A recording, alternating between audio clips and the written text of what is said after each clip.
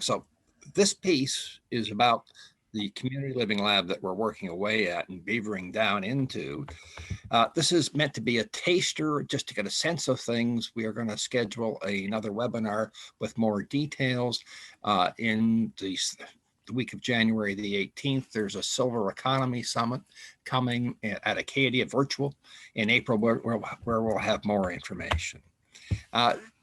John, and in this conversation, and David, there is both a social context and an economic context. My background, I was the director of the Entrepreneurship Center at Dalhousie University, is as an entrepreneur. And as I look at this, it puzzles me and encourages me both that so many dismiss the opportunities that are present in the longevity economy. The notes that Christine put together about the 50 new venture capital companies that have been formed, the work that Best Buy, CVS, Amazon, Google, Microsoft are all doing in the space because they are beginning to recognize it. It seems to me that this presents a very significant opportunity. We have the talent here in this region. What we don't have to this moment in time is enough folks working in the space. Dan LeBlanc and David Burke have registered for the conference and are present today. They are working with a company called NextGen, and we're doing tremendous work in this space in south of the border down in the Carolinas. So we can do this, but the core principles here are things that have been talked about in the background. Olive Bryanton is also on the call, and in her comments in the chats has pointed out that listening is better than talking, and that for older adults, and I am younger than John. I was going to say I'm younger or older, no, not for me to say such a thing, but we share the principle that older adults and their potential and their capacities are dismissed in every domain possible, economic, social, policy, and we've got a ton of stuff to offer.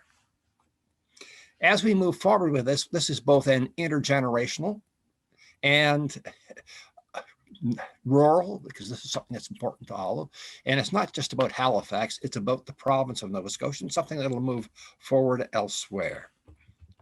And making sure that older adults lead. They lead, others feed. The older adults lead these initiatives. So we, just as David said, we listen first, figure out what problems we're going to solve and figure out how to do that.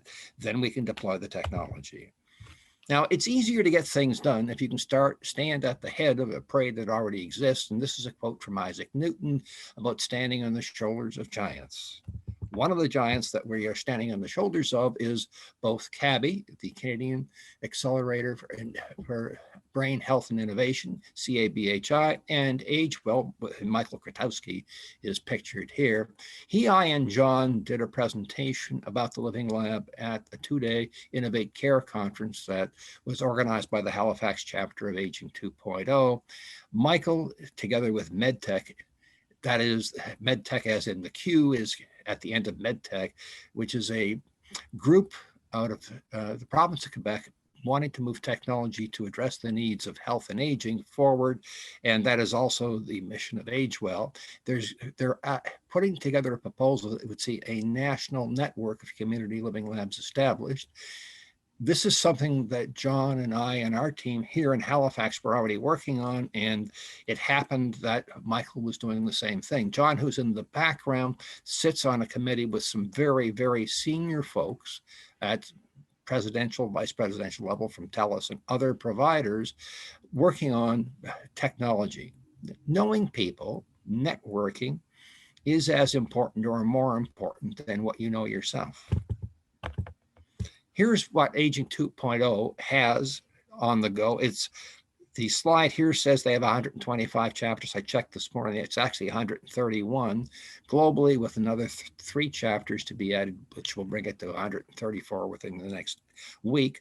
It is a large international, global, not-for-profit working in this space around, and the feedstock here is both technology and innovation. One of the components is something called the Aging 2.0 Collective, which is a corporate innovation network.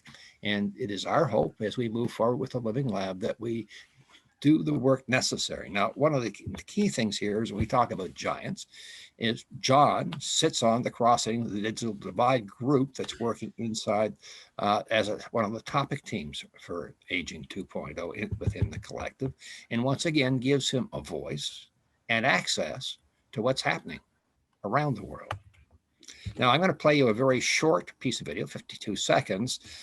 Margaret Szabó is online in this session. This was something that was done and presented a year ago on my 70th birthday here in Halifax as part of a global innovation showcase. And this is one of the projects that John and Michael Cullen and Northwood are working on in an institutional session, but the same thing can be said for older adults with complex care needs who want to live independently and age at home as well. Let me play it.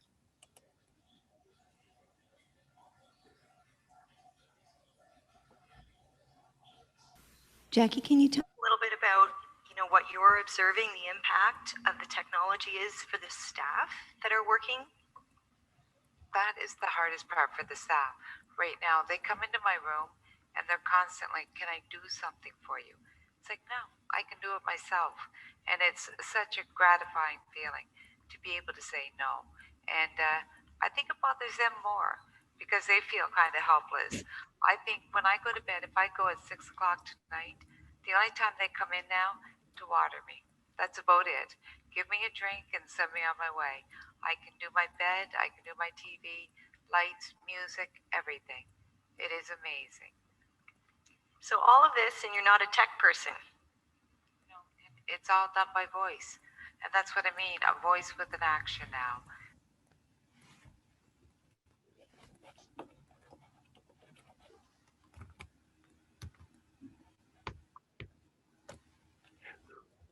And I'm back. Slight adjustment. There we go. Now, John referred to the American Association of Retired People, AARP. They did a study in 2019 on the longevity economy.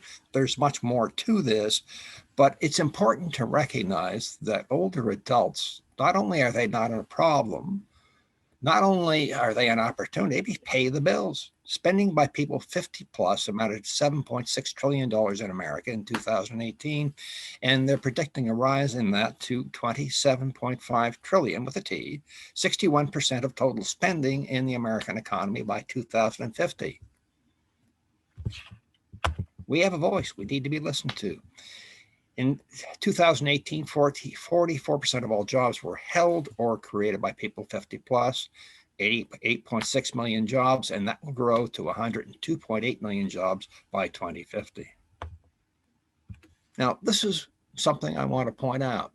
We can do it. We already have traction in the space, be it ABK Biomedical, which has come up with non-surgical solutions for ovarian cancer, TeneraCare, Home Except, NextGen, that's Dan and David, who are the line spring loaded, who developed a new knee brace, and McKinsey Healthcare Technologies, who were one of the presenters at the Global Innovation Showcase last year. When COVID arrived, Carmen and Matt from McKinsey Healthcare Technologies, rather than burying their heads in the sand, said, what else can we do? Matt runs a very high-end machine shop at Muscatawbet Harbor, and he designed a shield and sold 1 million copies of same to the Nova Scotia Health Authority, 100,000 copies to the Isaac Walton Killam Children's Hospital, assembled in Prince Arthur High School in the gymnasium by 50 volunteers in a 2.5-month period. His biggest problem was getting the raw materials to be able to do this.